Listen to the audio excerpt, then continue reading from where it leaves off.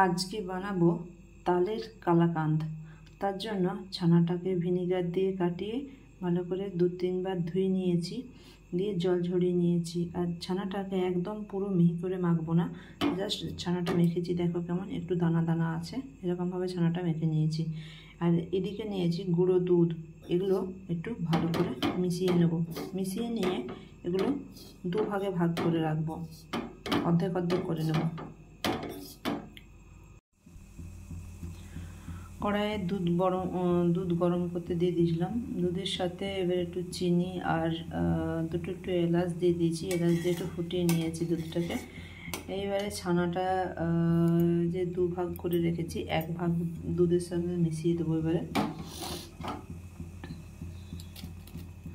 দিয়ে ভালো করে এবারে একটু নাড়বো।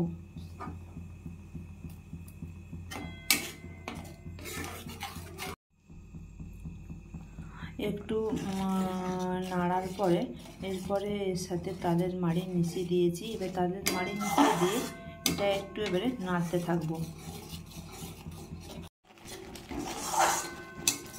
এটা কিছুক্ষণ জাল করার পরে এরপরে আবার বাকি যে ছানাটা আছে সেই ছানাটা দিয়ে এবারে মিশিয়ে নেব,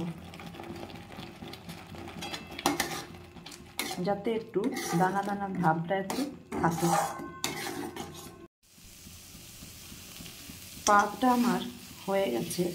এরপরে এর সাথে একটু ঘি, অল্প একটু ঘি দিয়েছি, আর এর সাথে একটু গোলাপ জল দিচ্ছি, যার জন্য সেন্টটা খুব সুন্দর আসবে আর একদম পুরো দোকানের মতো হয়ে উঠবে।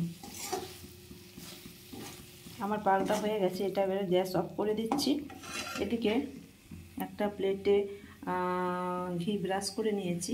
এইবারে ওই কালাকাঁদের পাকটা দিয়ে সেট করে দেবো। প্লেটে সেট করে দিয়েছি, এটা 1 ঘন্টা পরে কেটে দেখাচ্ছি।